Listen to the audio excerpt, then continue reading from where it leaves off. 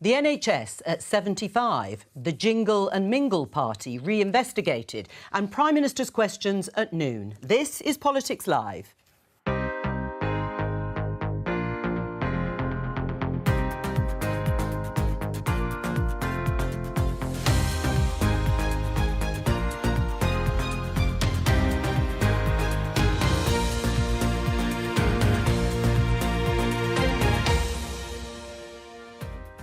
Joining me today, Conservative peer and former Health Minister James Bethell, Labour peer Helena Kennedy, Spiked columnist Ella Whelan and Times columnist Melanie Phillips. On the programme. This leaflet is coming through your letterbox. The NHS is 75 today. Rishi Sunak and Keir Starmer are at Westminster Abbey, not Prime Minister's questions. We gather in thanksgiving for both the grace of God and the grace and glory that is the NHS. Does the NHS need prayers or political intervention to survive? That is, I think,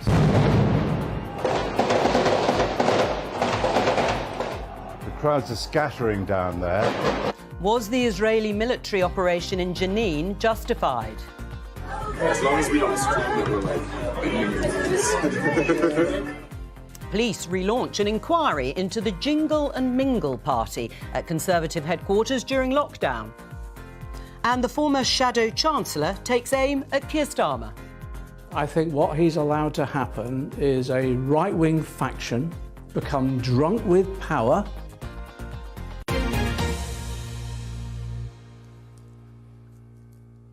Let's start with the NHS. 75 years old, as we saw there in the headlines.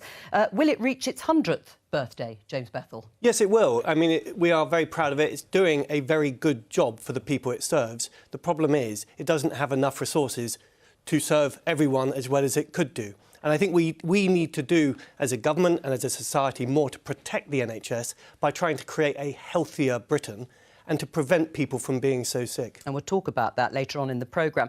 Melanie, as I said, it's 75 years old today. Do you think it'll make its 100th birthday? I think the entire political class remains in a state of deep denial about the NHS. The NHS is staffed by wonderful people, but it is not fit for purpose anymore. It is incapable of delivering what it purports to deliver. More and more money has been poured into it, so much money that it's now distorting the entire economy. Britain is in danger of becoming basically a health system with a nation attached to it. My own view, and it's changed over the years, I used to be a passionate supporter of the NHS. My view was changed by the way it treated members of my own family. I believe, personally, that the discussion, which is always NHS or private health insurance, is wrong.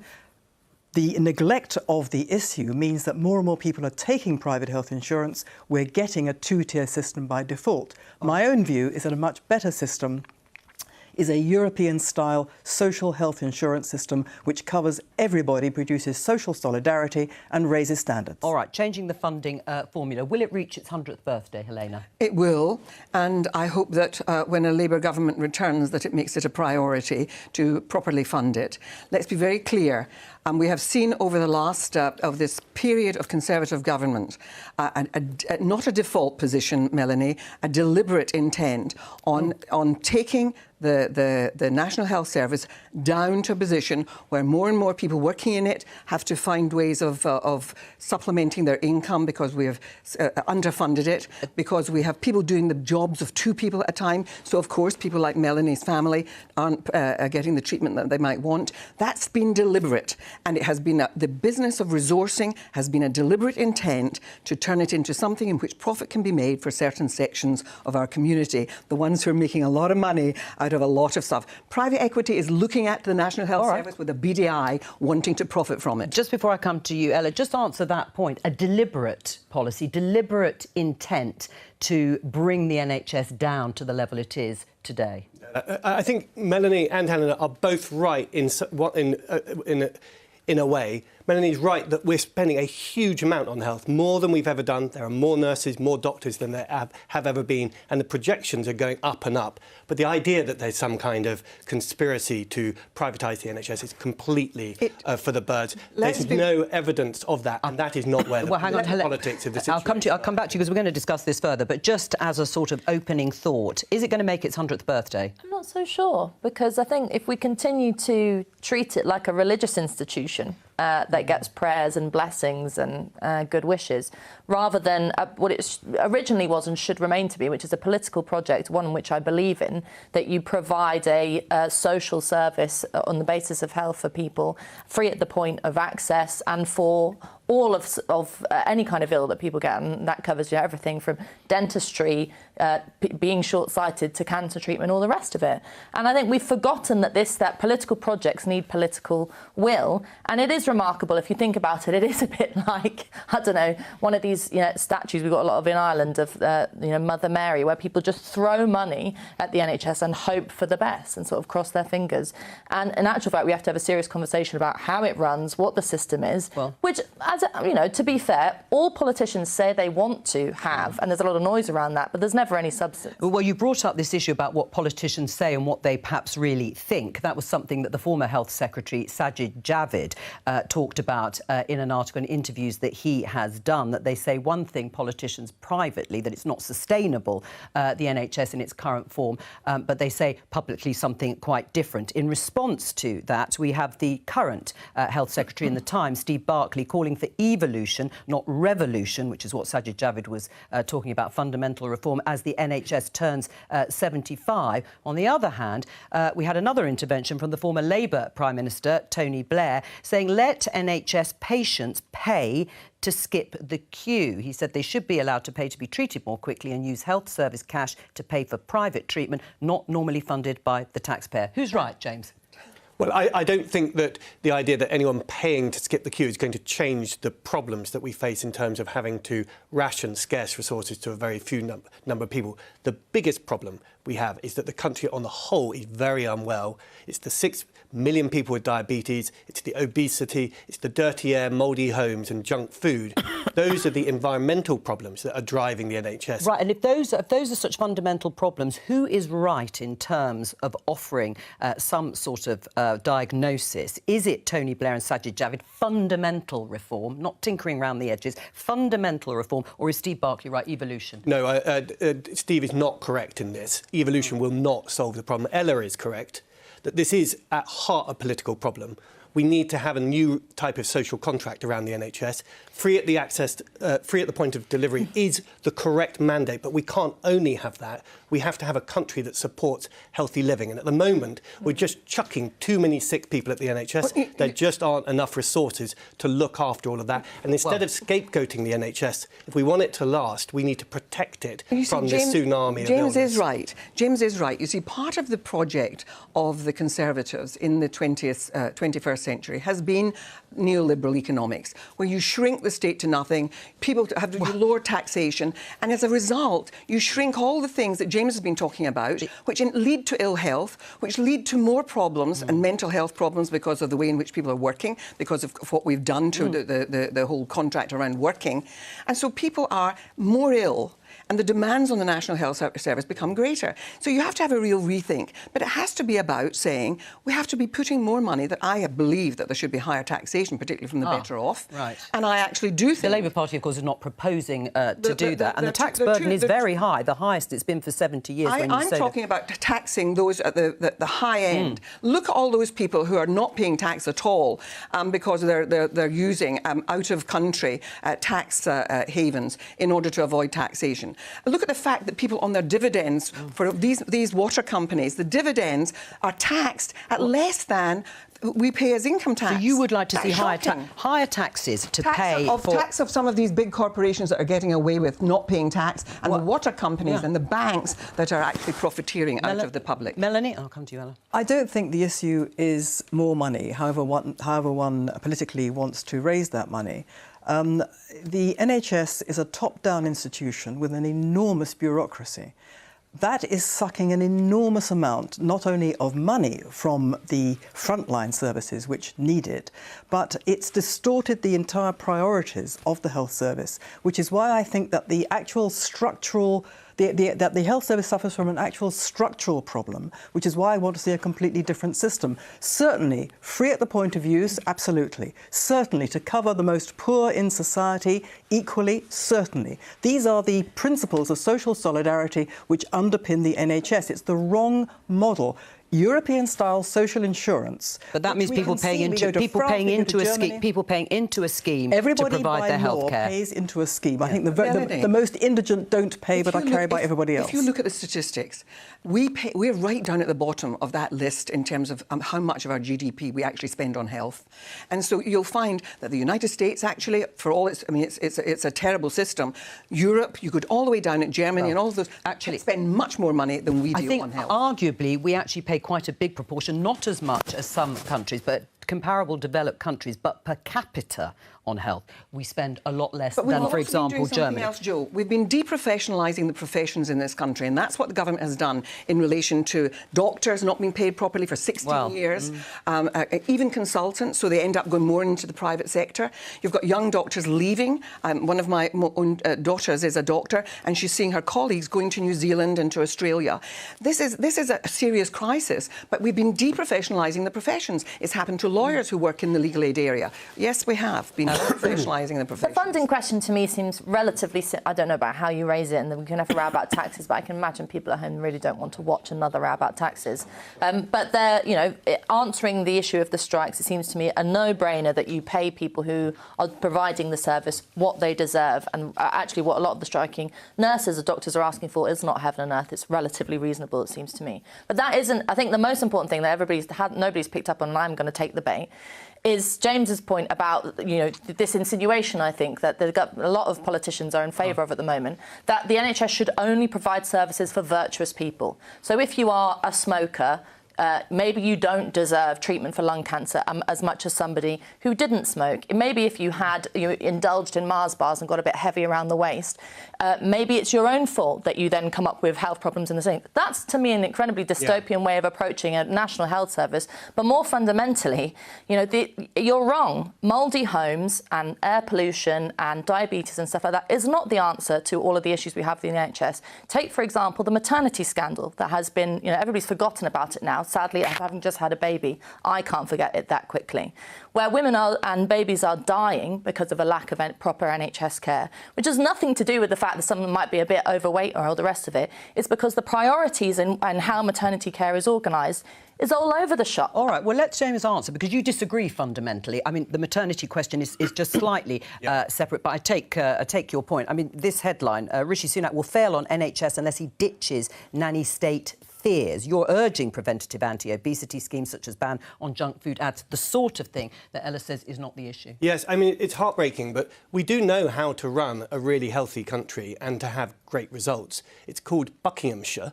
And in a prosperous part of Britain, we do very well in terms of our health outcomes.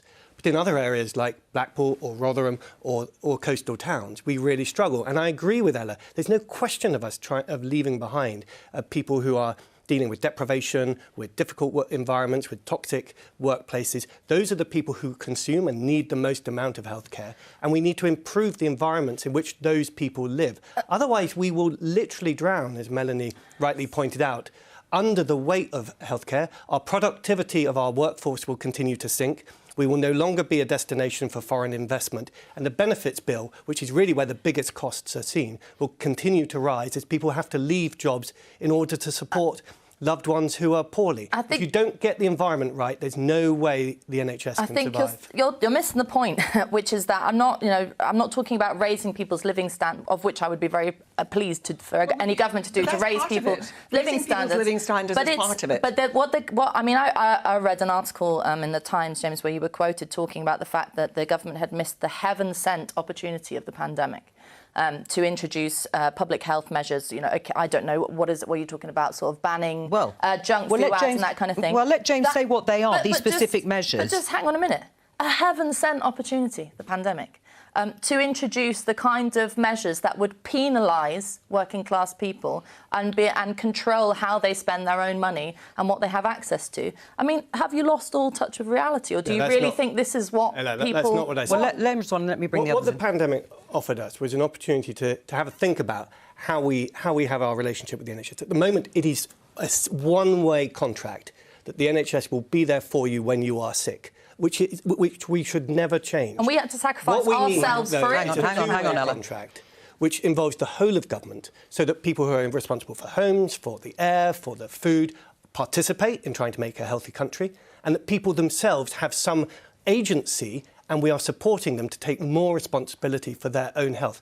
That is how other health systems work. We are unusual in Britain for having a one-way system where we tell people that we will pick you up and put you back on your feet when you're ill, whereas in fact, if you do have a heart attack, or if you do become obese, or if you do become ill, it is very difficult to get you back to good shape in the end. But what is it you're asking people to do? Yeah. I mean, are you asking people then to say, I've got to get my diet sorted, and I've got to get this sorted, or I won't get health care? I'm asking government to step up to the responsibility of looking at the whole health of the nation, not of scapegoating the NHS to simply look after the funding sick. Public health and to show some leadership.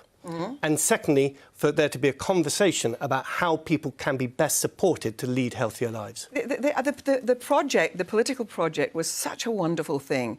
I mean, I can tell you that my mother's little brother, she would always tell that story before the National Health Service came in, ended up, they didn't have the money to go to a doctor because he was ill and should have been seen by somebody earlier on. And so those stories live on in the memories of too many people who are now dying or dead, but they should live on in people's memories that when we had a system that really did differentiate between people, it was terrible. And so we've got to remember that this was a great project of the country coming together and saying we're going to care for each other. And that's what social security is about. That's what a welfare state is about. And it's a good thing, and we should believe in it. But this government has been really shrinking it in a way that has had huge damaging effects across the piece. And I'm telling you, young doctors now are doing the work of 2 doctors, and that ends up leading to catastrophes within the health service. Well, and perhaps choices. You talked about rationing. You said it in an interview on the BBC on Sunday too. Obviously, then people making decisions not for clinical reasons, but because of waiting lists. Well, that certainly was the implication. But if somebody is obese and they go for an operation, is it right that they should be asked to lose weight first before they have that operation in order to improve their health outcome, if that's the thinking behind it? No, that's not how we run our health service, and that's not how I suggest we should. But everyone... You haven't been in a doctor's surgery recently. They lecture you about absolutely everything. Yes, a lecturer is quite right. And they should lecture you about giving up smoking, and they should lecture you about trying to lead your life more healthily.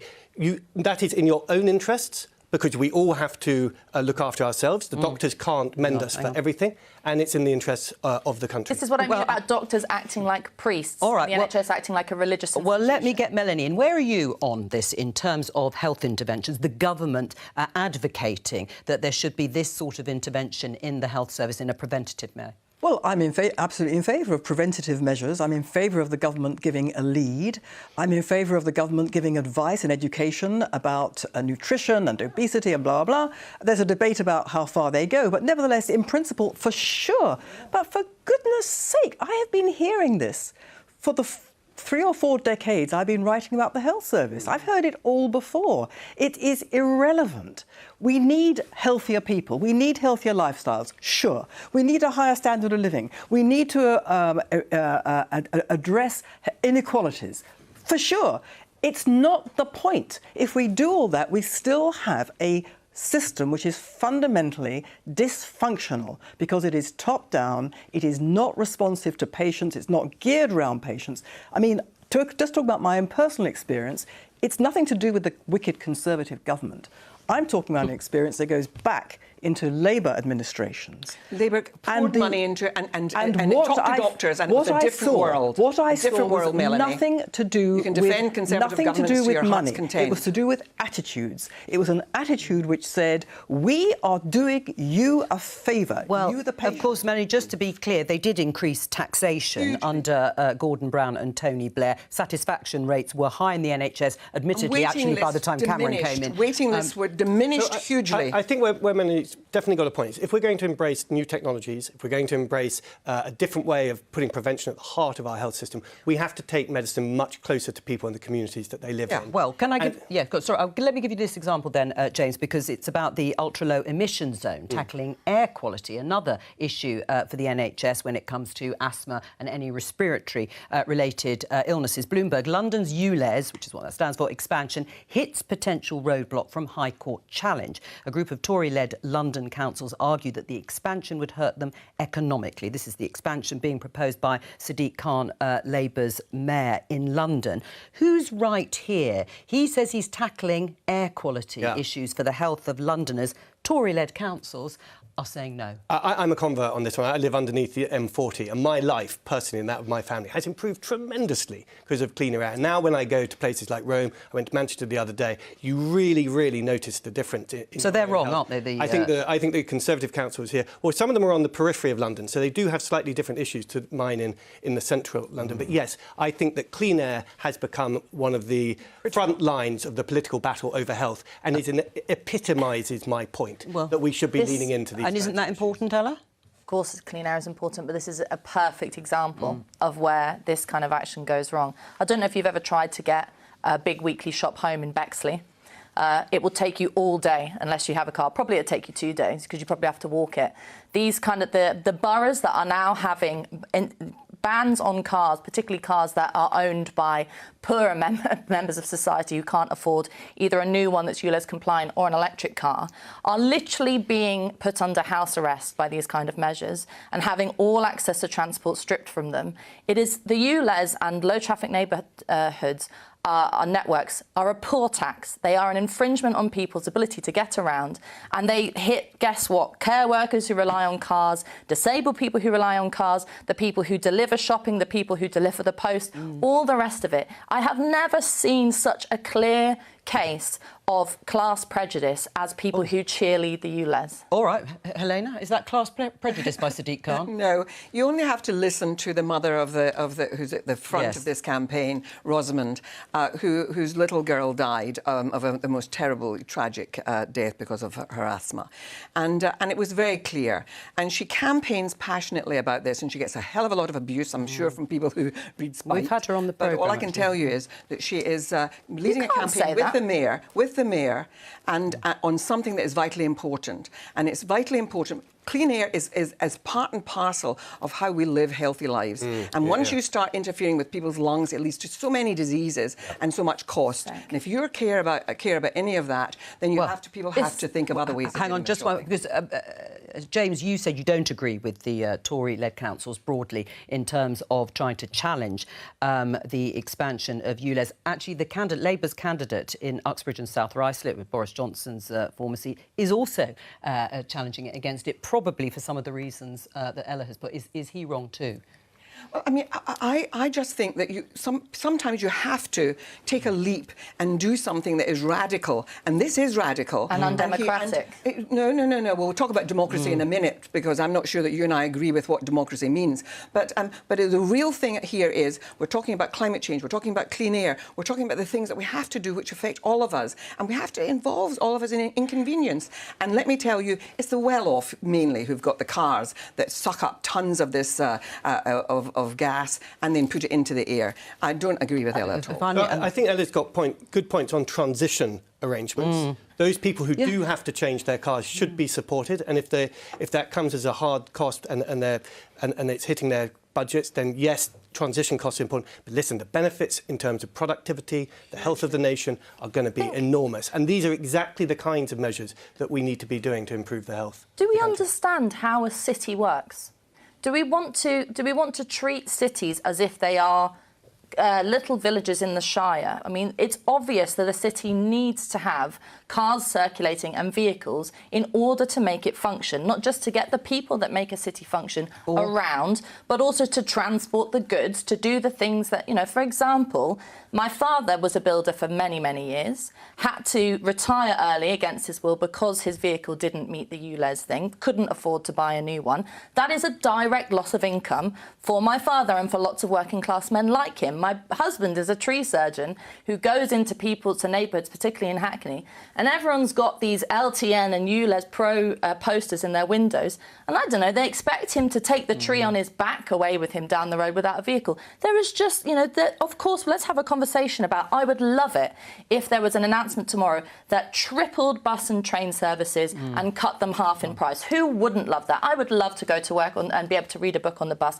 I'm sure most people would do that. But you are misunderstanding why people drive cars. It's both for necessity and also for enjoyment. The history of the automobile is about freedom and being able to hit the open road. And we're turning into sort of a kind of myopic approach to this. I'm sure we'll return to this issue time and again. Let's talk about something different, because the Home Office announced last month that on-site drug testing at festivals, music festivals, can no longer go ahead without a licence. We covered the story at the time. The organiser of Park Life Festival, Sacha Lord, called Suella Braverman, the Home Secretary, a dangerous person for backing the U-turn and argued that it saves lives.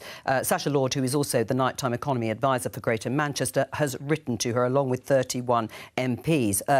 Lord Bethell, James Bethell, has tweeted this: on drug testing at clubs, festivals and raves, I've changed my mind. And now I agree with Fatboy Slim and Caroline Dinenage on this one. Pragmatism over ideology makes better public health outcomes. A continuum here of what you've been saying. So I used to run the Ministry of Sound for 10 years, one of the senior managers there. And I have to say that if someone had come to me and said, we want to set up a laboratory in your foyer so that we can test drugs, I would have been horrified and I'd have sent them on their way. It would have been a total pain in the neck. Things have changed since then in quite a big way.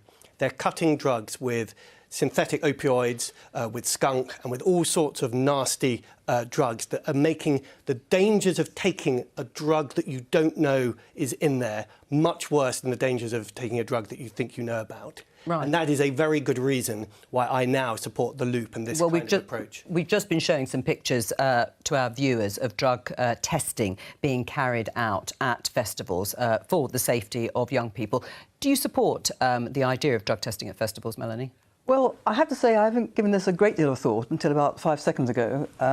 But it seems to me there is a sort of fundamental issue here, which is those who say we have to accept that drugs are taken at these places and we must therefore make them safer, and those who say that actually it's wrong for drugs to be used at these places at all and there should be a law enforcement approach. Now, I'm in favour of the latter.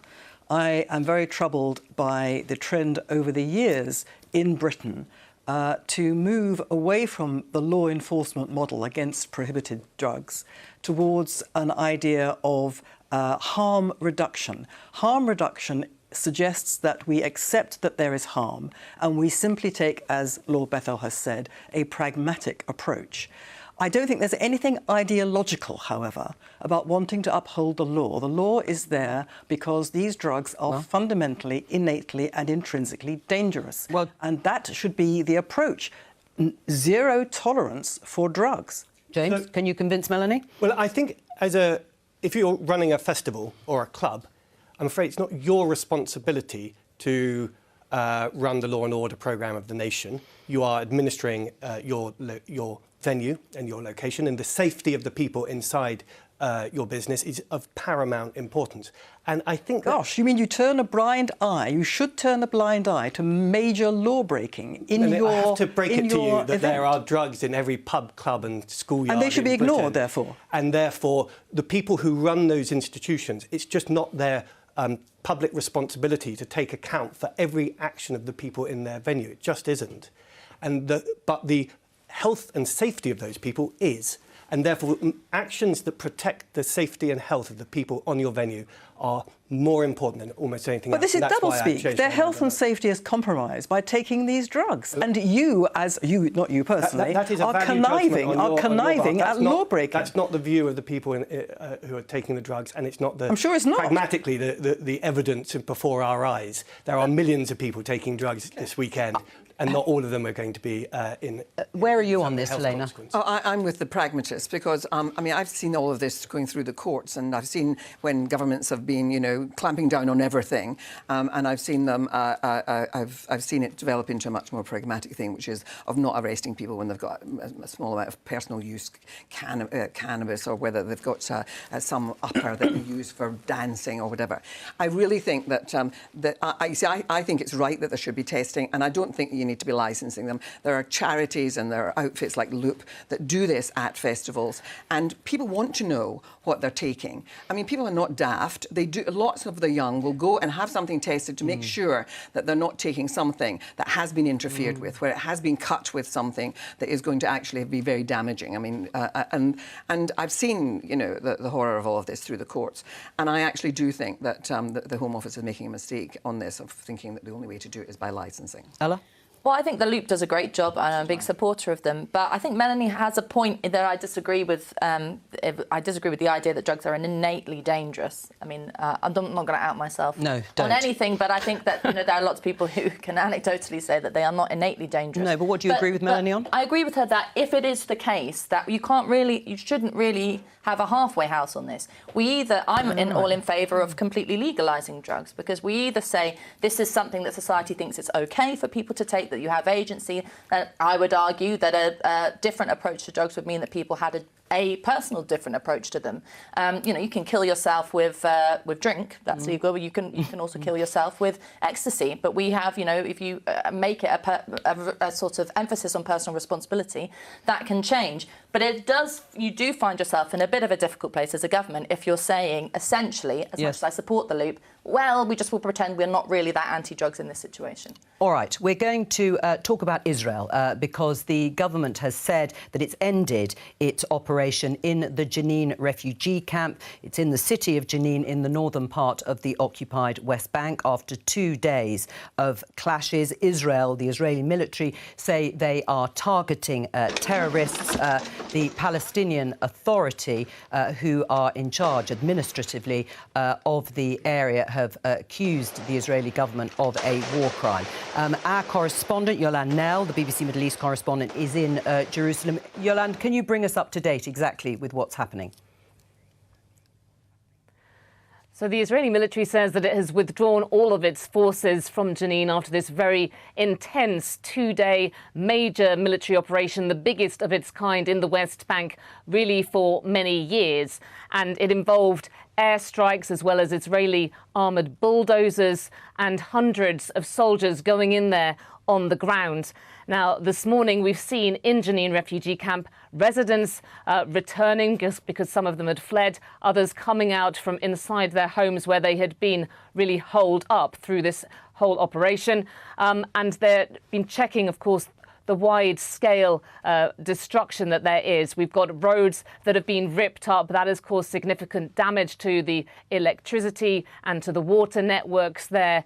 There has been fires burning, smouldering still. Many of the shops at the entrance of the camp have been destroyed, people's livelihoods along with those. Some people have been returning to their homes and finding that they have now been made uninhabitable by all of this violence that has gone on.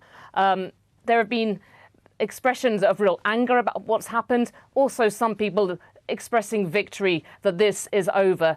They see the Palestinian gunmen, there are a couple of hundred of them at least, that operate inside this camp, that they have given resistance to the Israeli forces. Funerals have been taking place for 12 Palestinians, some of those who were killed in the camp. Now, we know that from the Israeli military, they've been saying all of those killed were militants. Certainly the BBC has been able to ascertain that 8 of those young men and teenage boys were affiliated with different Palestinian militant groups. But a doctor told me just yesterday, a Palestinian doctor, that he had definitely treated civilians among the some 120 people who were injured. Yolande, take us through the attack in Tel Aviv on pedestrians walking the streets there. So this is what happened a day ago. 6 people were injured in a car ramming and stabbing attack in Tel Aviv. And that was carried out, it seems, by a Palestinian man who's believed to have come from the West Bank. He may have been associated, an activist with the Palestinian militant group Hamas. Hamas and the other big militant group, Islamic Jihad, basically praised this attack, said it was a natural response to what was happening in Jenin without claiming responsibility. Now, on top of that, we did see 5 rockets that were fired from the Gaza Strip into Israel overnight. They were all intercepted by Israel's Iron Dome missile defense system, but it really showed the danger of an escalation in violence here the longer this operation went on in Jenin. Yolande Knell, there in Jerusalem, thank you very much. Was the military operation by the Israelis justified in Jenin, Helena? Well, I mean, the problem is that, the Israeli government just now, which is, I have to say, an extreme right-wing government. It's a terrible government. And Netanyahu is looking for all kinds of distractions from his own problems. And they're attacking the rule of law. So let's be very clear that this is moving towards, a quasi-fascism. But let's just talk about this thing. Yeah. It's not separate, because I think there is a sort of level in which it's quite a useful distraction to go after the people who are the Palestinians, who are undoubtedly waging a war against the Israeli government, because there are bombs being put off. And of course, governments are entitled to take steps to deal with that kind of thing. But let me just say this to you. You don't go into places where huge numbers of civilians are going to be put at risk. That can't be an acceptable thing to do. And the other thing is, it breaks my heart watching this, because I believe that the Palestinians and the Israelis could have 2 states side by side, but that has slowly but surely been destroyed by the settlements that have been created in the very area in which the Palestinians wanted to create. If you crush people's aspirations, people will rise up and, unfortunately, take the law into their hands. Melanie. This is not a war by Palestinians against the Israeli government. This is a situation in which Jenin and other places in the disputed territories have become a centre for a sophisticated infrastructure of terror, which seeks to murder Israeli civilians. So far this year, I think 24 Israeli civilians have been murdered as a result of people from these territories, 31 last year. The Israelis have gone in with great reluctance because, as we know, this is a tremendously densely populated area. Very, very difficult to avoid civilian casualties. Some families were evacuated. When this started, I heard somebody on the BBC Today programme say it is impossible to do this without civilian casualties. The Israelis say they have killed 11 or 12 Palestinian terrorists. They say that not one civilian has been killed. We've heard that's been slightly disputed. Astonishing situation. What is so extraordinary about the BBC's coverage of this and the media in general is that nobody has said the most important thing about why the Israelis have gone in. Well, you're saying it. Because the Palestinian gunmen, the terror groups, are being funded, backed and trained by Iran. This is a war by Iran against Israel. The Palestinians themselves say this. Something like, according to the United States, $100 million was poured into these groups last year.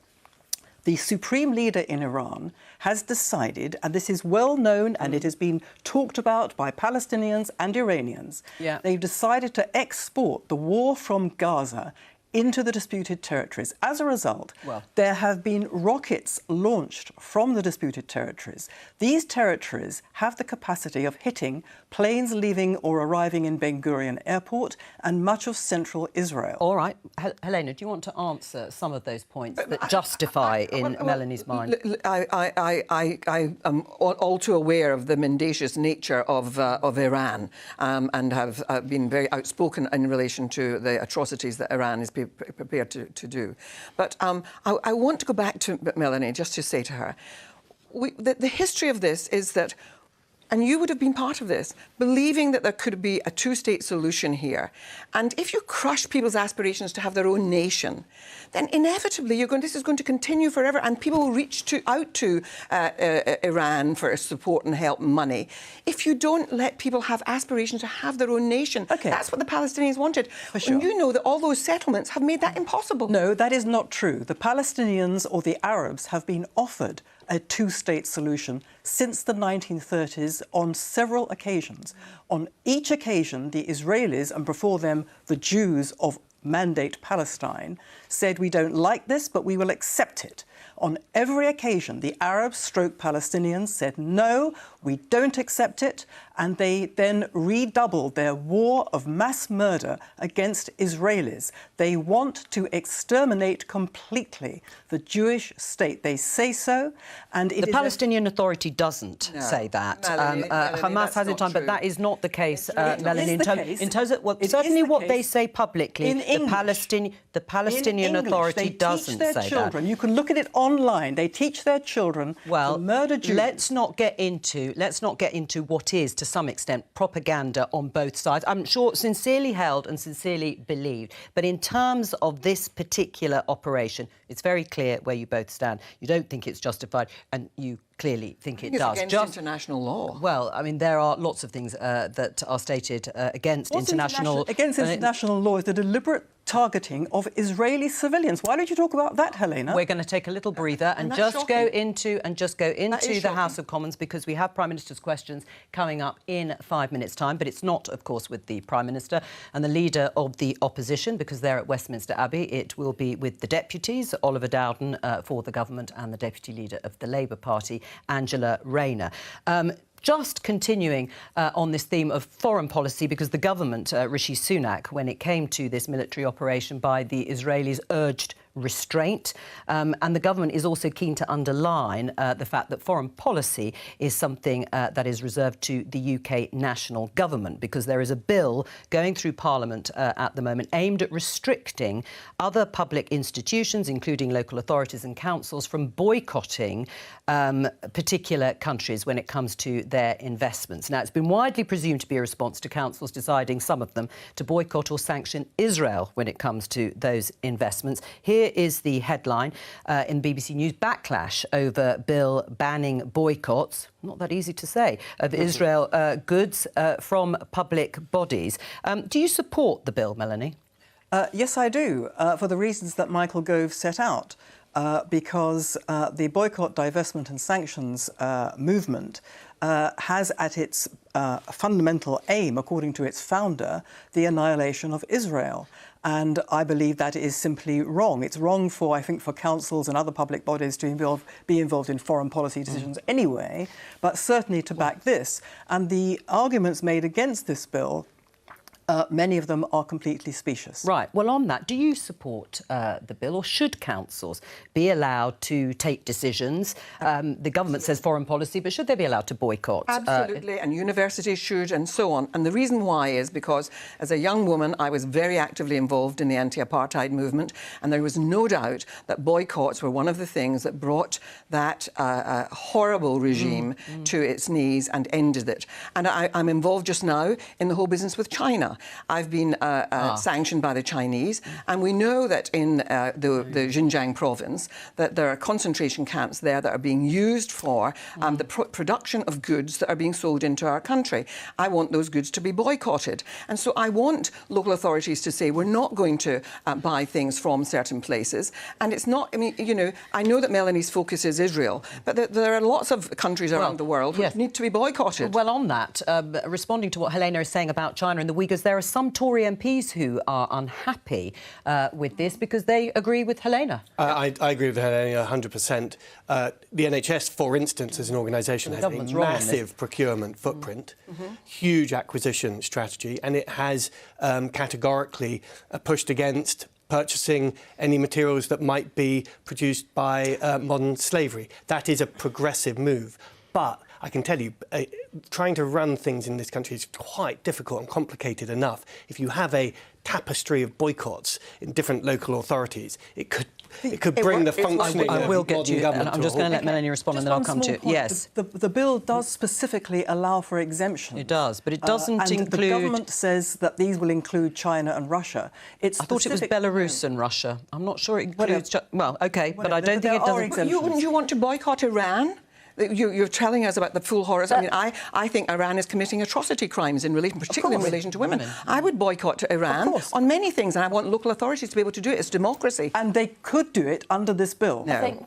I don't agree with this bill. I think that you do not meet censorship with more censorship, and it's but I think that we should take Melanie's point seriously, which is that the issue of BDS policies, a huge amount of them are, if you look at particularly in the relation to the conversation on university campuses, are rooted in some very serious anti-Semitic narratives.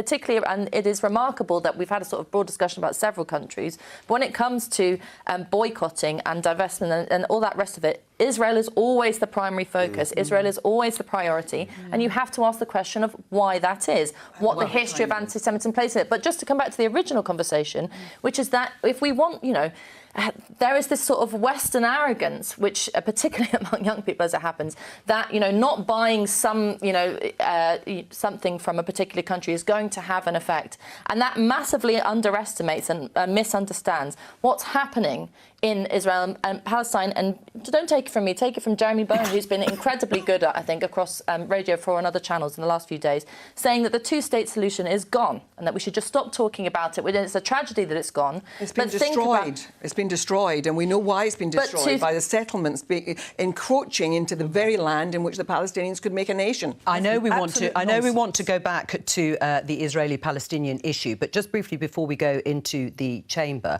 Helena, why did Labour abstain on this? They're not going to abstain when it comes to the actual bill. At the moment, they're trying to put together a thing which is in relation to the issue that Melanie is raising, to make sure that that no anti-Semitism is involved in any of this. But you see, is that because the Labour Party is sensitive about this issue, following on from Jeremy Corbyn? And so they should be. But the thing about it is that you've got to be able to criticise Israel as a government. I criticise this government. You've got to be able to criticise a government without it meaning that you're an anti-Semite. And that is really important, and we have to make sure that people understand that. There are lots of things about what the Israeli government's doing just now in relation to the rule of law, which is deserving of criticism, and every Saturday night, huge numbers of Israelis are on the streets. Which they are, but they are, just to get your... No one's stopping you saying that.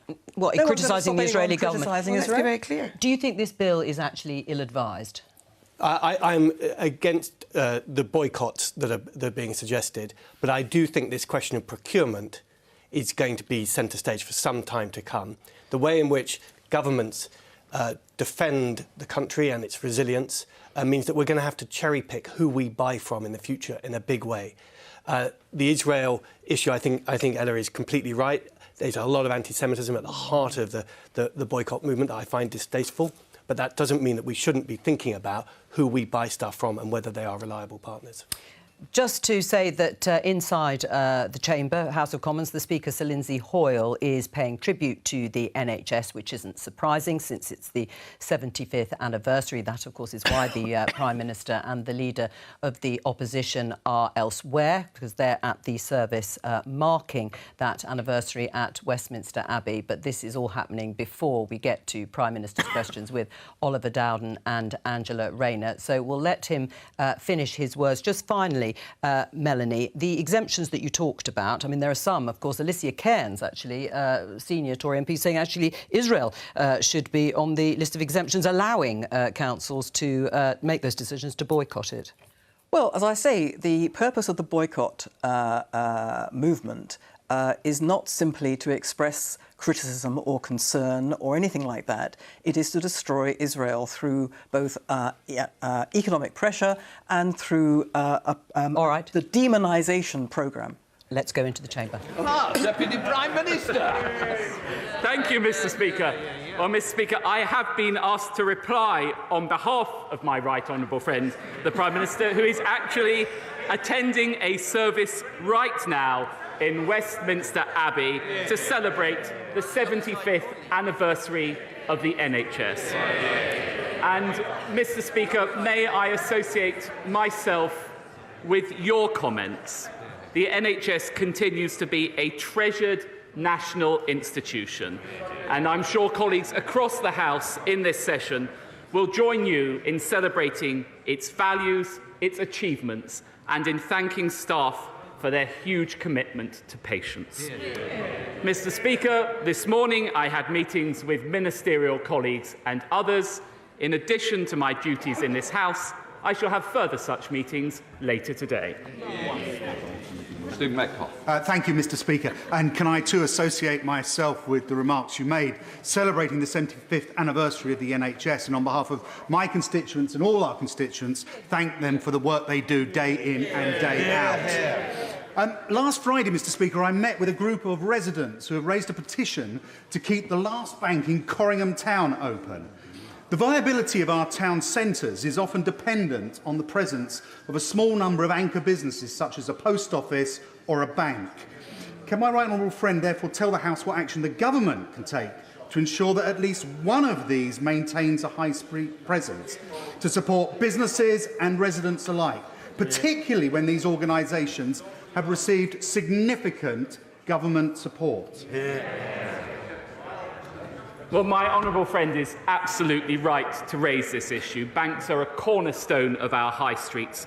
Of course, it's ultimately a commercial decision for banks, but I do think it's right that they take into account the views of local communities, and I'm sure the bank in question will have heard the remarks to the House from my honourable friend, and I trust that they will take appropriate action. I now come to the Deputy Leader of the Opposition, Angela Rayner. Thank you, Mr. Speaker, and can I associate myself and thank you for your opening comments regarding our NHS, and thank all of those staff that have worked and continue to work in our NHS today. And I'm sure members across the whole House will join me in paying tribute to Lord Bob Kerslake, a decent and kind man who accomplished so much in both local and national government during a lifetime of public service. Our heartfelt condolences go to his family. Mr. Speaker, I'm glad to see the right honourable gentleman here today. I think I'm right in saying that I have the pleasure again next week, 2 weeks on the trot. They really have given up. Every day, 4,000 families' mortgages deals expire, 100,000 more since we last met, and millions more next year. Families are sick with worry about the cost of the Tory mortgage bombshell. Do they still claim to be the party of home ownership?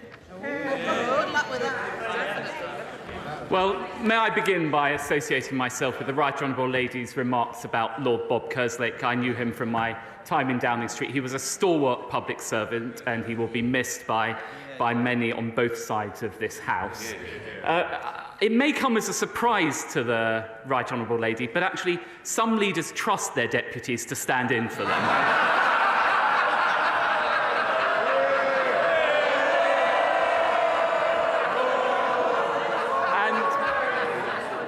And when it comes to mortgage rates, I support the independence of the Bank of England taking the necessary measures to control inflation.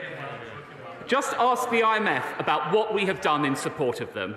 They've said we have taken decisive and responsible action to bring down inflation, and we will continue to do so. But what's Labour's plan? To borrow £28 billion a year, pushing up inflation. To cut our domestic energy supply, pushing up inflation. And to penalise workers saving into their pensions, pushing up inflation. There we have it from Labour. Endless borrowing and higher prices. Angela Rayner. Mr. Speaker, we've had 13 years of Conservative failures, and that homeowners watching that pathetic answer will be cringing that they aren't celebrating the government's success. They're counting the cost of their failures, and the only thing that's not soaring in prices at the moment is these gags that are getting cheaper by the minute. And Mr. Speaker, it's not just homeowners that are suffering. Security of renters have been ripped away too, with higher mortgage costs handed directly to them. Given most renters live in homes with buy-to-let mortgage, can he tell us Are buy-to-let properties included in their mortgage support package, yes or no? Well, it's actually the case that under this government, and thanks to my right honourable friend, the Secretary of State for Levelling Up, that we have introduced legislation for the first time to support renters, to give them greater security of tenure, and of course the Chancellor will take all necessary measures to stand behind both mortgage holders and, of course, take necessary measures for renters. But look, we have a choice in this country, and the choice that we have made is to invest in our economy, giving us the fastest growing economy in the G7 for the past 2 years, creating jobs with record low unemployment and increasing people's wages by providing the national living wage, £1,600 into everyone's pockets. That's how this government is supporting people. Angela Rayner. Mr Speaker, I know the Deputy Prime Minister isn't very good on facts, but their party did crash the economy. And he will know that according to his own government's data, over 2 million buy-to-let properties are missing out on support. No-fault evictions are up by 116% this year. So will he tell us if the Prime Minister has a spine now to stand up to the vested interests in his own party and finally deliver their promise to ban no-fault evictions? Well, I don't think the Prime Minister is going to take any lectures on weakness from the party opposite. I remember that there's a lot of talk about reshuffle in the air from the Labour Party. The last time the leader of the Labour Party tried to sack the Right Honourable Lady, she walked out with a promotion. But we will continue to stand behind renters and to support them, and my right honourable friend will take all necessary steps. Angela Rayner. Mr Speaker, that answer is pathetic for all those people that are facing homelessness on his watch. We will ban no-fault evictions, Mr Speaker, unlike the party opposite. And Jessica and her 4 children from Plymouth were evicted from their home in April. They're temporarily living with Jessica's mother in a cramped house where her 2 eldest children are sleeping on blow-up beds in the front room surrounded by their belongings. Hardly the decent, secure life that his government promised. Don't families like Jessica deserve better? Yes. Deputy Prime Minister. I'll tell you what we're doing for families like Jessica's. We are increasing the national living wage. It was this party that introduced the national living wage, not the party opposite. It is this party that has doubled the personal allowance, cutting taxes for those people, and it is this party that has lifted 1 million people out of unemployment. I'm immensely proud of the record of this government, and that's why people will not trust the party opposite to crash the economy again. Angela Rayner. Mr Speaker, I asked a question about no-fault evictions. I was very clear on what the Labour Party would do, but I can't see us getting through a single one of these encounters without the Deputy Prime Minister blaming the opposition for his government's own record. When asked yesterday about the record low number of council houses being built, the Housing Minister says she didn't recognise that statistic. When asked about support for people in temporary accommodation, she said it wasn't her brief, the brief of the Housing Minister. So if council housing isn't her responsibility, whose is it? Well, the party opposite may have failed to notice it's actually under this government that more council houses were built than when they were in office. It's actually under this party that we have record levels of housing being built. We stand very proudly on the record of this government, but look at what we have done more broadly. Inflation and waiting lists coming down, growth forecasts up, Albanian crossings down. Well, we're delivering on our priorities. What have we seen from the party opposite? They've U-turned 5 times in the last month already. The record is clear. The only thing you can rely on the party opposite to deliver is broken promises. Angela Rayner. Mr. Speaker, talking about broken promises, house building is set to collapse to its lowest level since the war. Rents and mortgages are soaring, home ownership is plummeting, and over 1 million people are trapped waiting for a council house. There is one simple solution to this problem, and everyone knows it. So when will he finally stand up for the national interest instead of their own interests and build more houses? Prime Minister. I say to the Right Honourable Lady, she may not have listened to the answer I gave and just moved straight on to the next pre-scripted question. We have built more houses under this government than the party opposite. And I'm afraid it's the same old thing from her.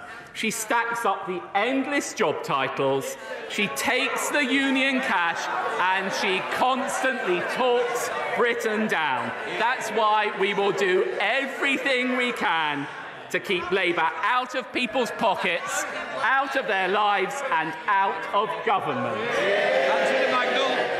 Thank you, Mr. Deputy Speaker. I might respectfully say to the Deputy Leader of the Labour Party, if she wants to know what we're doing on rental reform, she can look at the rental reform bill that this government is introducing.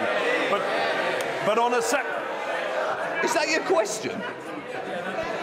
Well, I think you ought to ask your question. My question, Mr. Speaker, is about the Slapton line in my constituency. Can it be right that Natural England is holding back major infrastructure development in South Devon and not allowing us to keep key infrastructure being developed?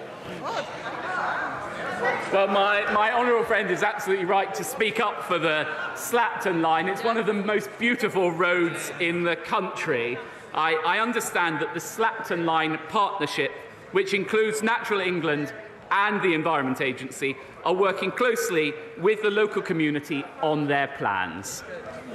We now come to the Deputy Leader of the SNP, Murray Black. Thank you, Mr. Speaker. I would also like to begin by thanking all of the staff in our health services across these aisles.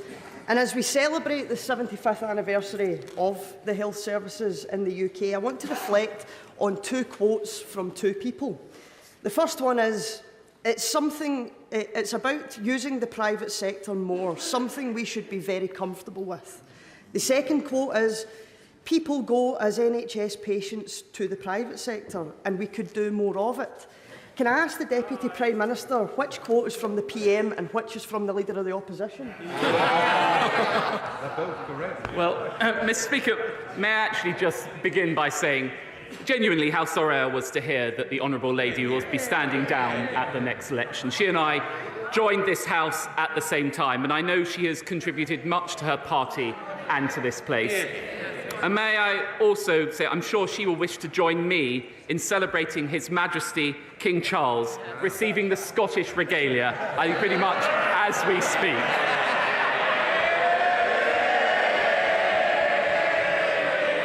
There's always time for a Damascus conversion, Mr. Speaker.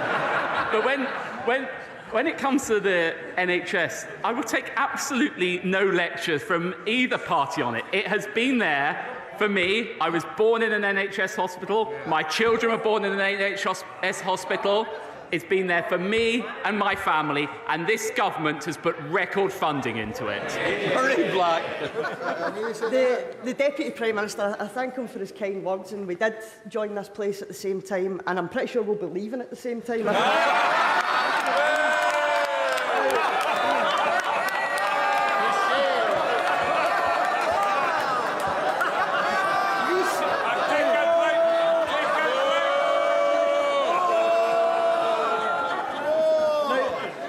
One problem that faces the health service across these aisles is workforce.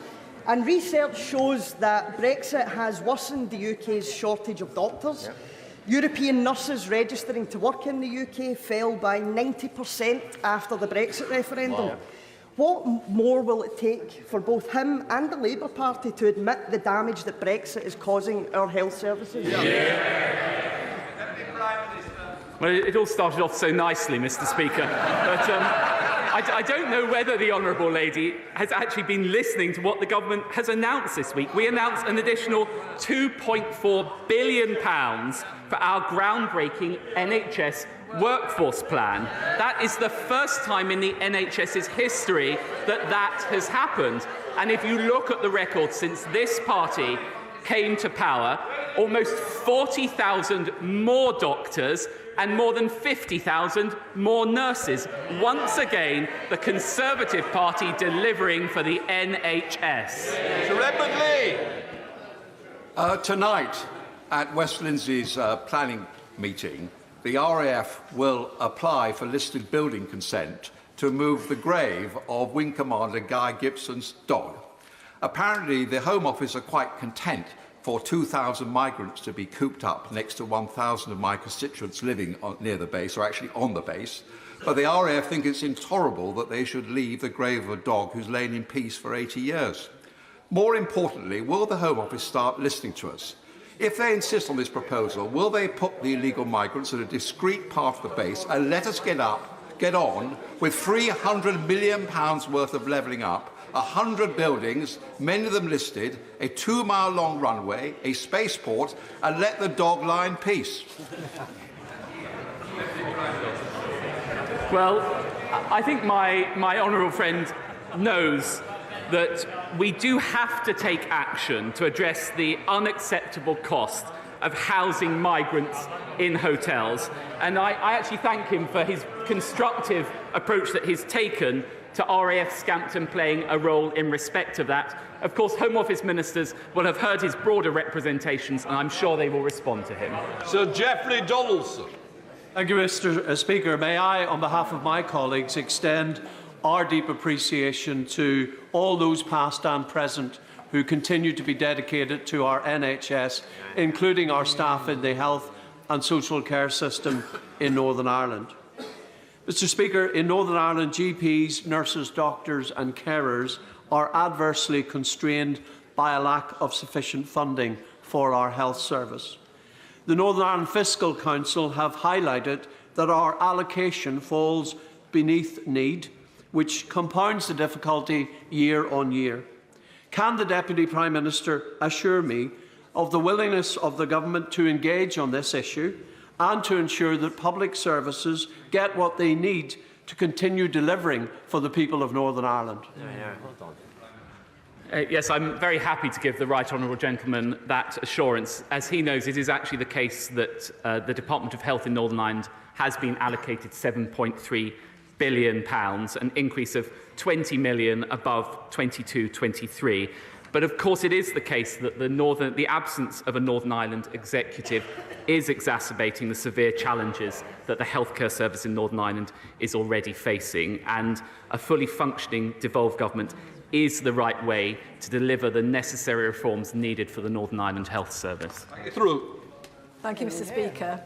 Of the 16,700 cases of melanoma diagnosed in the UK every year, sadly over 2,000 will prove fatal. Regularly applying sunscreen is our most effective weapon against this deadly disease, yet the Treasury remains stubbornly opposed to exempting VAT on these life-saving products.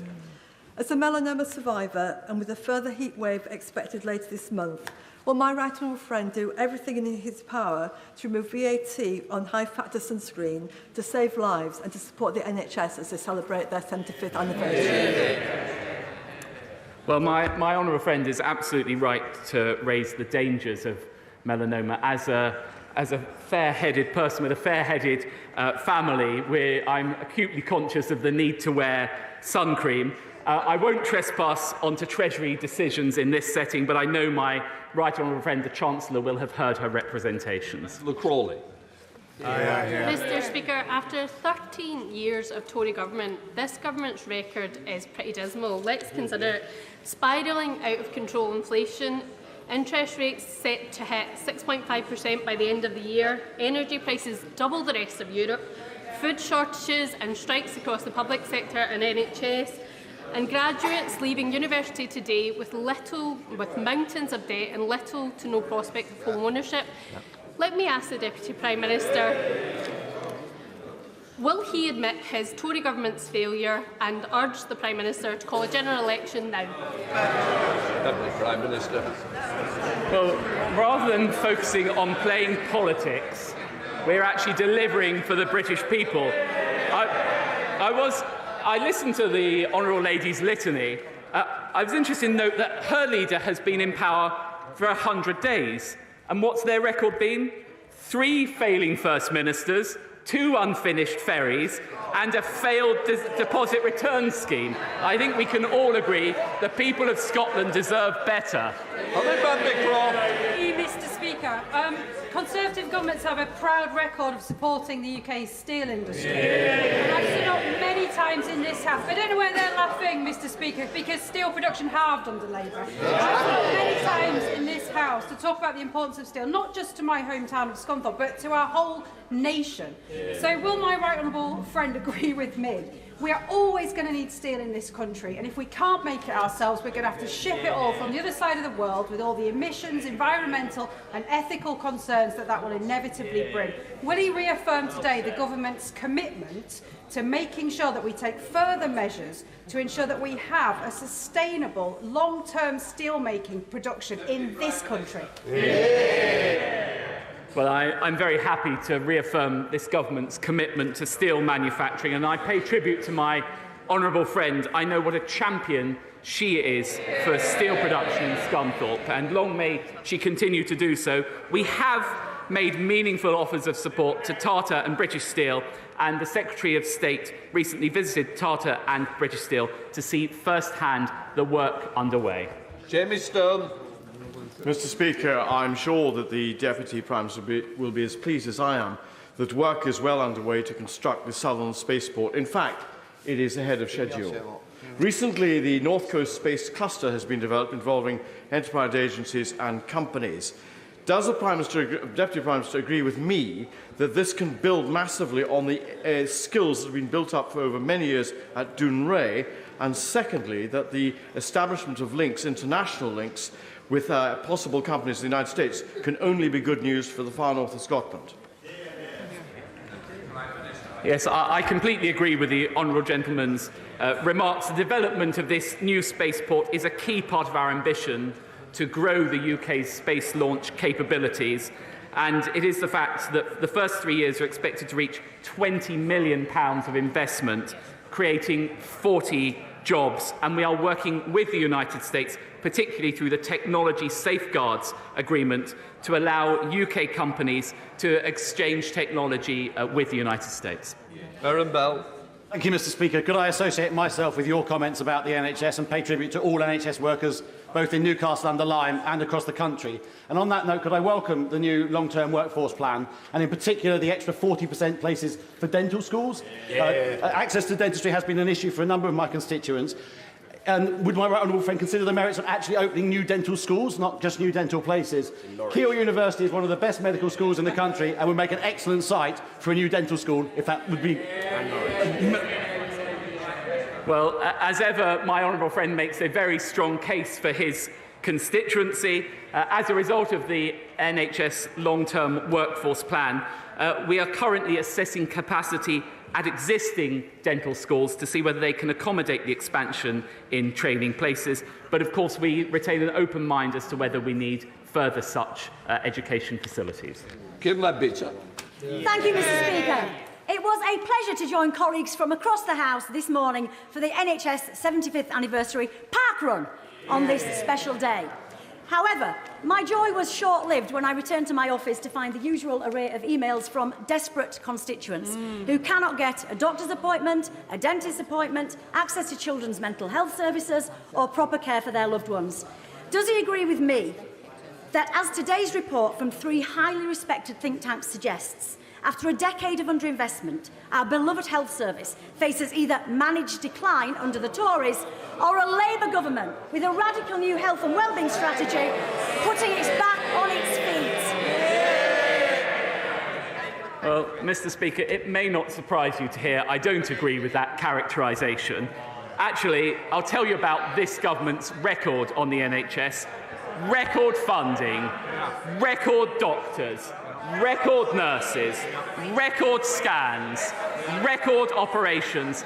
The only record from the party opposite is in Wales, where they now have the worst A&E waiting times in the country.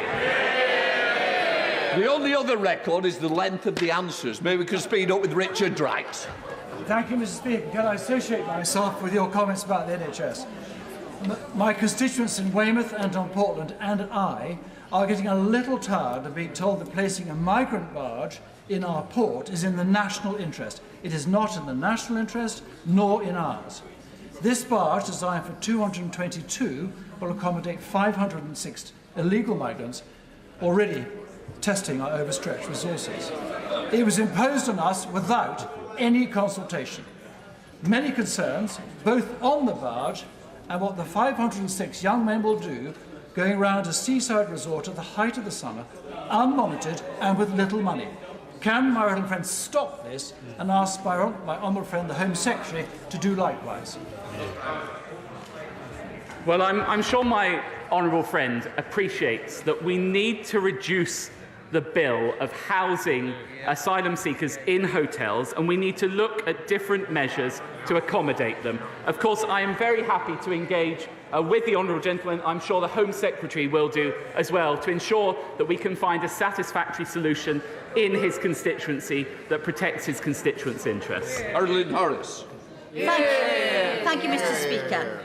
Last week, the coroner found that the cause of Luke Ashton's suicide in April 2021 was gambling disorder. Immediately before his death, Luke, bombarded with inducements, placed over 1,200 bets. At no point did the operator intervene. From his previous brief, the Deputy Prime Minister will have extensive knowledge of the harm these inducements cause. So does he agree that the commitments to curb advertising and promotions in the Gambling White Paper do not go far enough to reduce harm and prevent more tragedies like Luke Ashton's suicide? Well, the Honourable Lady will know from our conversations when I was Digital Secretary that I share her concerns about gambling inducements, and indeed I pay tribute to her for her campaigning on this issue. I think we have got a very good set of proposals in the Gambling White Paper, and that sits alongside the 2019 NHS long-term plan, which committed to 15 specialist units across England to support those with gambling addiction by 2024. So I think we have good proposals in place. Smith. Thank you, Mr. Speaker. May I draw the House's attention to the fact that we have the Chief Minister of His Majesty's Government of Gibraltar in the gallery, Fabian Picardo. Can I seek an assurance from the Deputy Prime Minister that as the UK-EU negotiations with regard to the border between Gibraltar and Spain continue, that the sovereign, freely expressed opinions of the Gibraltarian people to remain British will be protected, as well as their security and economic interests? Well, I'm very happy to give my honourable friend and indeed the First Minister of Gibraltar exactly that assurance. This government will always stand up for the people of Gibraltar and their right to determine their own future. Gerald Jones. Thank you, Mr. Speaker. Sarcomas are cancers that can affect any part of the body, inside or outside, including muscles, bones, tendons, blood vessels and fatty tissues. Sarcoma is rare. 15 people diagnosed every day in the UK, around 5,300 around the UK, including families in Merthyr Tydfil and Rumney. Awareness is low, and as this is Sarcoma Awareness Week, could I ask the Deputy Prime Minister if he'll meet with me and families affected so that we can discuss what more the government can do to raise awareness and vital funds for research going forward? Well, I'm very happy to give that commitment. I think probably best on behalf of health ministers. And indeed, one of my colleagues in Downing Street, who was the Prime Minister's PPS, sadly died of that disease. So I have a great awareness of it, and it's important that we continue to raise its profile. Although, Mr. Speaker, last week, as an alumni of Durham University, I had the pleasure of going to the installation of Dr. Fiona Hill as the new Chancellor. Dr. Hill started in Bishop Auckland, couldn't afford a school uniform to go to the high school when she got a scholarship, finished up working in the White House, and is an example of social mobility beyond it. That's what she's going to be championing as the new Chancellor. Could I ask him to encourage the Secretary of State for Levelling Up to work with me and the Left Behind Neighbourhoods APPG to do everything we can to support her. Yeah. Well, I join my honourable friend in relaying the government's congratulations to her, and I will ensure that the Secretary of State hears the representations that he made. Tim Doherty. Mr Speaker, universities in Cardiff and indeed across the UK are home to world-leading research and innovation, but thousands of jobs and huge amounts of expertise are now at risk because of the government's dithering in negotiations over Horizon. The FT reported last week that Sir Paul Nurse, Nobel laureate and head of the Francis Crick Institute, describing the delays as absurd and damaging science and damaging the country. So is the government still committed to negotiating a deal? And if they are, why don't they get on with it?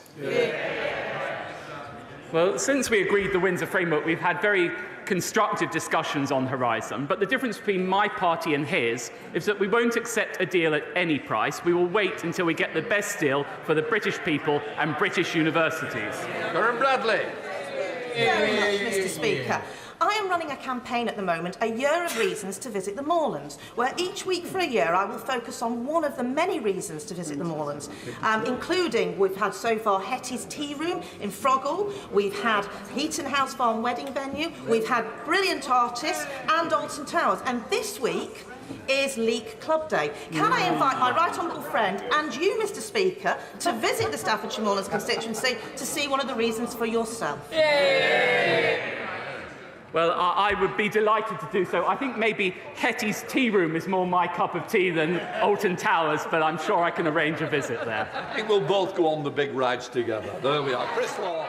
We're going to leave Prime Minister's questions there. You can continue watching it on BBC Parliament. But for this part of Politics Live, let me introduce our guests. For the government, Hugh Merriman, Transport Minister. For the Labour Party, Jonathan Ashworth, Shadow Work and Pensions, and Munira Wilson, Liberal Democrat, Education spokesperson, and the BBC's chief political correspondent, Nick Eardley. Welcome to all of you.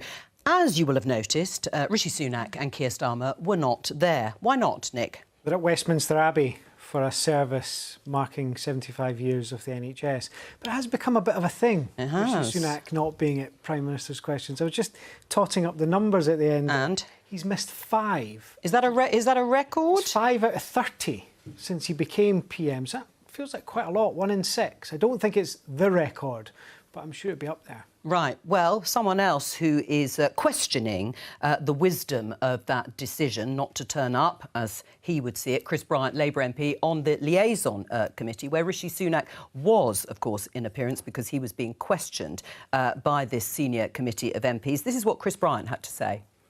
But you're not coming to Prime Minister's questions tomorrow, are you, or next week? Yes, because I am attending the 75th anniversary celebration for the NHS. And you decided when that should be, so you could have had it tomorrow evening or tomorrow morning? No, again, that's not right. I did not decide when that was, and quite frankly, even if it was on a different day, also because His Majesty is in Scotland on Wednesday, it might have been reasonable for me to be there as well. And with regard to the week afterwards, I'm also at the NATO summit. Well, that was Chris Bryant. Obviously not happy. Are you unhappy? Should he be there, Rishi Sunak? That's a lot of Prime Minister's questions to miss. Well, I mean, if he had not attended the NHS church service, then people would have said, why has he not done that? It's not respectful to the NHS. So this is one of these classic ones where you can never win either way. You can't be in two places at the same time. He's attended the NHS event, which I think is the right thing to do, and he'll obviously be attending the NATO event, which is absolutely the right thing to do, given the state of the world right now. Well, maybe on the NATO, but surely this is the highlight, if you like, of the parliamentary week, is that the Prime Minister comes to the Commons to be scrutinised by the Leader of the Opposition. And he has been missing in action 5 times. It'll be 7 times by the time he misses next week. That's not really sustainable or credible, is it? Well, it's important that he's at the events that the Prime Minister is there to represent. Or is he frit, as they say? Absolutely not. No, he performs really well in Prime Minister's questions. Well, but the Leader of the Opposition and him have both been invited by the organisers to attend the event at Westminster Abbey to celebrate the anniversary of the NHS, which we should be proud of. I'm glad he's there. Right. Well, I mean, what would Keir Starmer do as Prime Minister? Not attend the 75th anniversary of the NHS, the service at Westminster Abbey, or the NATO meeting next week? Well, look, I mean, I worked in Downing Street many, many years ago for a Labour government. I've got a suspicion that when this invitation came in, or when the NHS got in touch with Downing Street to say we're organising this event, that somebody in Downing Street could have said, great, but just hang on, make sure you do it in the morning or in the afternoon, because the Prime Minister will have Prime Minister's questions. Because he's quite important, the Things Prime like Minister. that do go on. Those conversations do go on. The truth is, he doesn't want to defend his record, because NHS waiting lists are still going up, prices are still going up, and the boats are still coming. So he hasn't got a record to defend. So I'm not surprised he's dodging scrutiny in the House of Commons. Of course, the irony is that if Jeremy Corbyn had become Prime Minister, then he would have been in the House of Commons next week for PMQs, because we wouldn't be in NATO. So there we are. Oh, you had a bit of time to think about that one, Hugh. But you say you worked... I'll come to you in just a second. You say you worked at number 10 under a previous Labour administration. Are you saying that they really look forward to doing Prime Minister's questions and wouldn't use or find reasons perhaps not to be there? Well, when there are international summits like NATO, which is entirely reasonable not to be in Parliament for something like that, it's expected and accepted that Prime Ministers are away.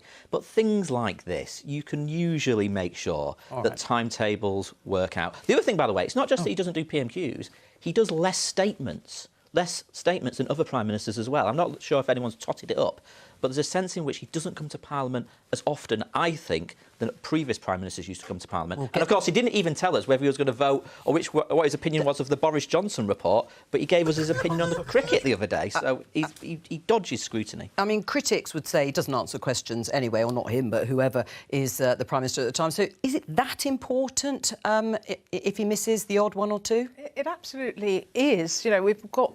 This government is answerable to Parliament, so he should be turning up not just to be scrutinised by the Leader of the Opposition, but by parliamentarians, MPs from all sides of the House.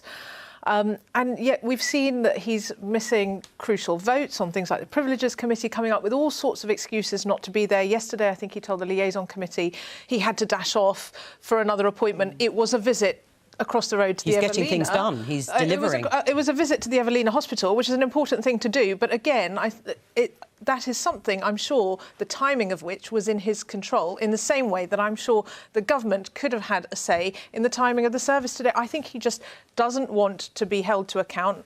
The government's given up, frankly. I don't think they're out of ideas. We see the business is really light in Parliament.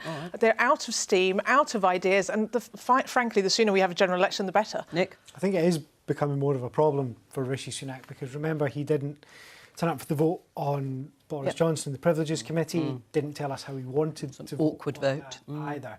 There was criticism from the Speaker yesterday that the NHS workforce plan wasn't announced in Parliament, but was announced at a press conference instead. Nothing wrong with press conferences, but there was some spend your life going to them, don't you? And we should just point out that the Westminster Abbey service is probably a 4-minute walk from the chamber.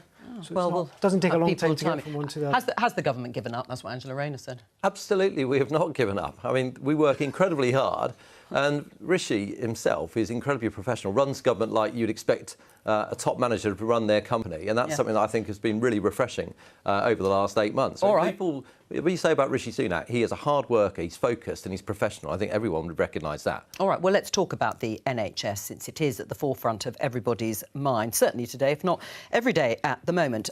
Some differing views on what should be done to or for the NHS. In the Eye, the former Health Secretary, Sajid Javid, calls for NHS Royal Commission, saying health service is unsustainable. The former Health Secretary says the NHS is frozen in time, and for decades governments have fallen short on improving it.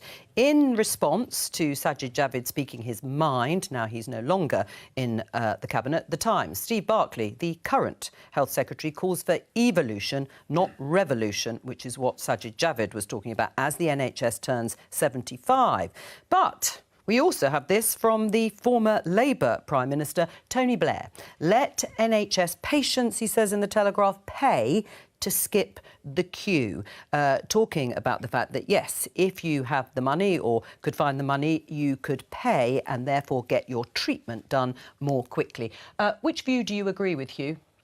Well, I certainly don't agree with the view from Tony Blair there. I mean, there is a private system which people are entitled to use, but within the NHS system, everyone is treated on the basis of where their need is most acute. And Sajid Javid, revolution? Well, I mean, as far as the workforce reform, the plan that we've just put in place for 15 years to really grow our numbers, then that's the type of thing we should be doing. I mean, the idea of having a Royal Commission takes an awful long time to actually get delivered, and people need delivery now, and that's what we're focused on. Are politicians honest about the state of the NHS and the future of the NHS? Well, absolutely we are honest on it, but we also have great pride in the NHS. It's a unique institution for us. It's something that makes this country, I would say, the most proud in terms of all the things we have. And we should cherish it and build on it, and that's exactly what we intend to do. We've invested every single year as a government in putting more money into the NHS. Of course, people live longer, so that means there's more people to treat, more challenges, but we're focused on it. It's people's sort of number-one priority to ensure the NHS is properly run, and we're on that. Do you agree with the former Labour Prime Minister, Tony Blair, in terms of let NHS patients pay to get ahead on that waiting list of 7.2 million? No, I think that the NHS, free at the point of use, is one of the most important features of our National Health Service. And it's been there since the start of the NHS, 75 years ago, when a Labour government created it. Conservatives voted against it, of course. 48 years, 75. They voted against it 22 times. All right. And on the idea of a Liberal, William Beveridge, of course. Implemented by Labour government. Now Bevan, of course. But no, I don't agree with charging us. But you do agree with more private sector involvement? Look, you can use the private sector to get waiting lists down, which is what Wes Streeting and Keir Starmer have been highlighting. I mean, what the NHS needs is a serious reform plan, not a kind of top-down Lansley-like reform plan, which was disastrous for the NHS, and the NHS is still dealing with some of the consequences of that. So what is that serious? What's serious? That was a serious reform, if you like. It was huge. It was a complete mess. But it's been reversed. So many legacy problems in the NHS. But we've had endless reform. We have had private sector involvement. In fact, it was started or increased under Tony Blair or in his time. We've had the Lansley reforms. We've had clinical commissioning changes. What sort of reform is left? Look at the changing nature of the burden of ill health in society. We are all living longer with a whole series of chronic conditions, which need to be managed, whether that is diabetes or whether that's hypertension. We shouldn't be left to wait to see a health professional until our condition gets worse and then be forced into a hospital. We need to be moving lots more government into community health services, and we need to use modern technology to help us all manage our different chronic conditions better as well. Can I tell you what's missing from this conversation? Yeah. Social care. The NHS is going to struggle to survive unless we actually reform social care, and successive governments have failed to do so. I was very proud the Liberal Democrats in government actually legislated to reform social care. When the Tories got in on their own in 2015, they shelved it. Until you start to fix the problems in social care, you will not be able to release the resources the NHS needs. That's why Liberal Democrats have proposed, for instance, increasing the minimum wage for social care staff by £2 per hour, so that we can start to fill those gaps in social care. But what about the funding? What about the funding model for social care? Because the reason it hasn't been brought in by successive governments is it's been too difficult to do, and voters have rejected those ideas. Well, on the plan that I've just suggested to you about increasing pay, that one part of it suggested would be paid for by a gambling tax, and we know that gambling, as we heard in PMQs, has a massive impact on the NHS. But more broadly, Liberal Democrats have long said that you do need a cross-party commission consensus. At the last election and the previous election, we proposed a penny on income tax to pay for health and social care at the time. But that was the last manifesto. Oh, you don't think it'll make the next manifesto? We haven't written it yet. So you'll come back to me when we have a general election. However, we need to reform social care, and we need to prevent ill health as well. And that means tackling many of the things, like whether that's junk food advertising to children, whether that's tackling gambling and other online harms that have a devastating impact on people's mental ill health. Wes Streeting, the Shadow Health Secretary, rejected the idea of a cross-party commission to look at this. Is he right? Well, I think we have said we are prepared to talk to other parties about the future of social care. I mean, we're right. I mean, one of the issues with social care is that some of the austerity cuts in the first 10 years or so of the government fell desperately deep on social care budgets, which meant that people were literally trapped in hospitals because there wasn't a care package for them in the wider community. So you do need to fix social care. You're not going to get the waiting list, which are now, 7.5 million people on a waiting list. People waiting months and months and months for treatment, sometimes waiting months and months for mental health treatment if you're a teenager because of the capacity issues in the NHS after 13 years of the Conservatives. You're not going to deal with all of that unless you also deal with the sister service of the NHS, if you like, the social care service. So, look, we've got to look at the ways in which we do that. We've got to look at the ways in which we deal with the vacancies in social care as well, running at over 100,000 at the moment. I think 110,000 last time I looked. So, yeah, I mean, yeah, you need a plan for social care. I mean, you came up with your workforce plan. We waited a long time for it. What about social care?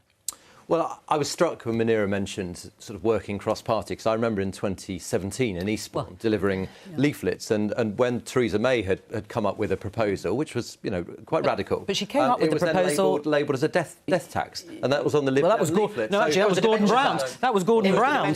I mean, the problem is it was at the start... That was the previous one with... yeah, but that's what I'm saying, is that they get rejected. Gordon Brown was accused of a death tax, and... Because when it comes to election time, all of the sort of words about let's work together go out of the window on the election leaflets, and it gets dressed up as something else. So it's incredibly difficult to work cross-party. And I represent a constituency on the South Coast where people do tend to retire to, and so we don't have the council tax receipts to ultimately pay for the care. In that regard, it's a real challenge for us. So that's why I'm really pleased that we have put more money into social care. And also, most importantly, working out the way to reduce hospital waiting lists is to actually try and ease people out of hospitals who don't need to be there. And that, again, is part of our plan within inside hospitals. Right. Well, some of your colleagues now want to stop people coming from abroad to work in our care service, which will just make the shortages even worse. Well, that's the group of Conservative MPs, yes, who would like to take care jobs off the shortage occupation list, I presume. Yeah, what do you say to that?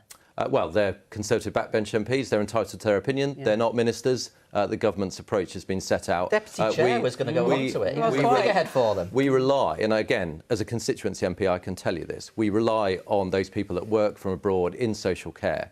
And it wouldn't function properly without those people doing that job for us. We do, of course, need to grow our own workforce, and we have plans to do that. Right. But at the same time, right now, we do need people to help us. Will you talk to the Deputy Chairman of the Conservative Party, since he spearheaded it?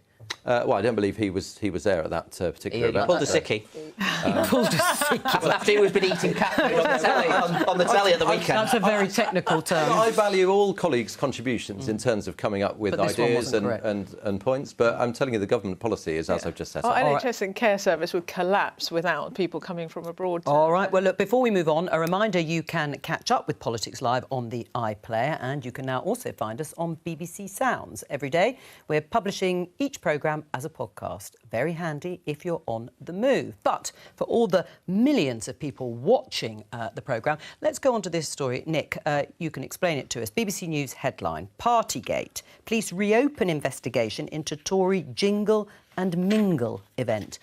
What's this about? December 2020, Conservative Party HQ, Sean Bailey's campaign had what videos seemed to suggest was a party. We got hold of the invitation, one of my colleagues did, that said it was a jingle and mingle event. At the time, the police hadn't issued any fines. They had investigated it, but decided not to take action.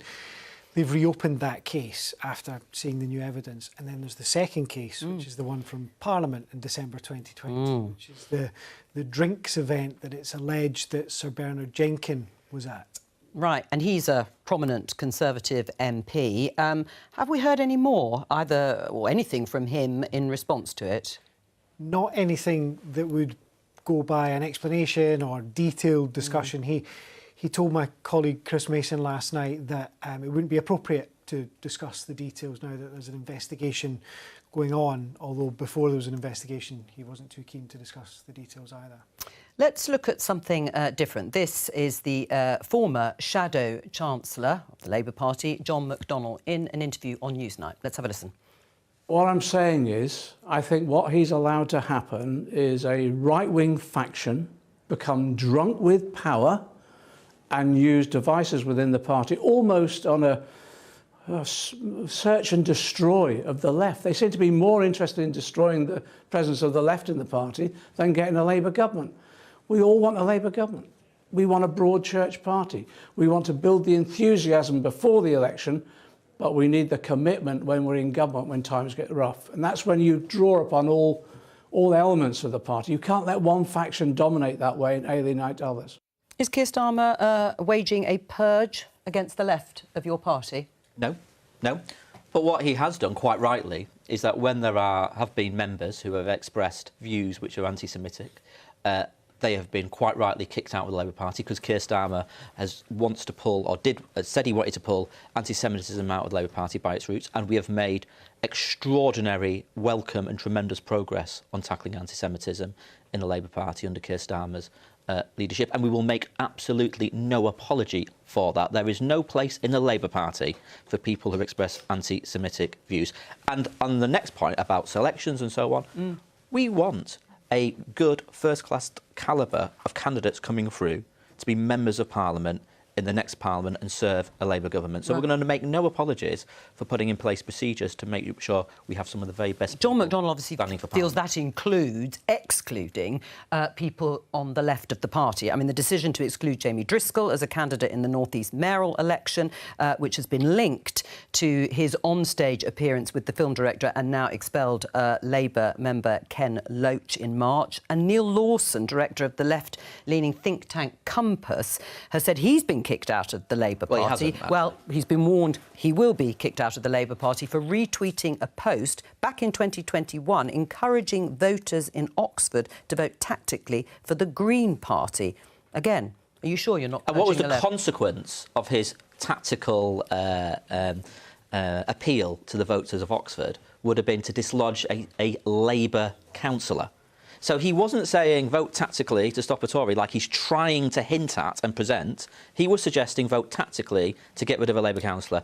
And Labour Party membership is about supporting Labour candidates in all circumstances, everywhere. So, you know, I've got no sympathy with his position, I'm afraid. So there doesn't look as if there's going to be much cooperation or any cooperation between parties, yours and the Labour Party, to dislodge the Conservatives at an upcoming general election.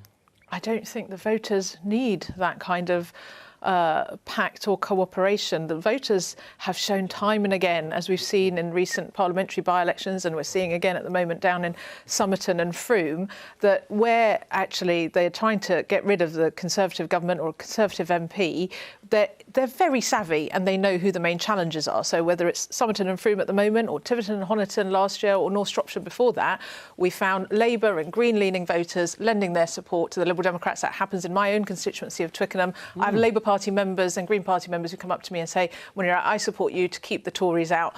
Unfortunately, we have an electoral system that means people are often forced to vote with their heads rather than their hearts. It's one of the reasons why I and the Liberal Democrats strongly support electoral reform. Right, should those people be kicked out of the party? They're talking to the Liberal Democrats all the time, perhaps about shifting their support to other parties?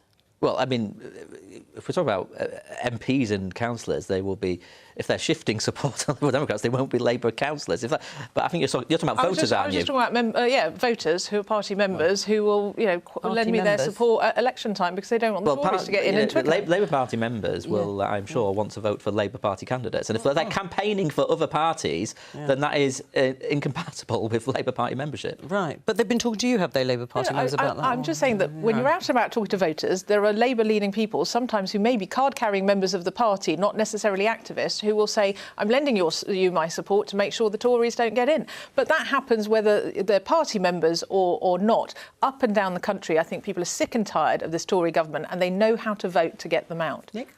It's interesting because we often hear that there's not any voting pact, but politicians are happy to come on and kind of give a nod and a wink to say you know who the main challenger is in that seat. Sometimes it will be Labour. I think we're going to see more of this in the next few weeks because we've got the by-elections on the 20th of July. And again, when you speak privately to people in the Labour Party and the Lib Dems, they both say if it's Selby, yes, of course, Labour are the challengers. If it's Somerton and Frome, of course, the Lib Dems are the challengers. One that's going to be really interesting when it happens, though, is Mid-Bedfordshire, because both the Lib Dems and the Labour Party are adamant that they're the main challenger to the Conservatives, and both are saying they're going to go hell for leather. Right, we're going to talk more about that, of course, in the run-up to those by-elections. Because we've got you here as the Transport Minister, this story in BBC News, train firms plan mass closures of ticket offices. Is this something you support? It's going to go down well with the unions, isn't it?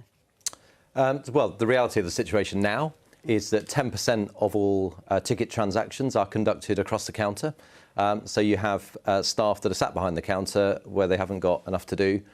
We want to actually bring those staff members from the counter onto the platform where they can help passengers, particularly those that have the most vulnerabilities, make them feel reassured, give them the information, help them purchase their ticket. And so we'll redeploy the staff. And so that, to me, is a great way of giving staff a better, more rewarding job, and also better for the customer that sees a member of staff on the platform rather than in a ticket office that they don't seem to enter into. Right, well, Hugh Merriman's obviously in favour.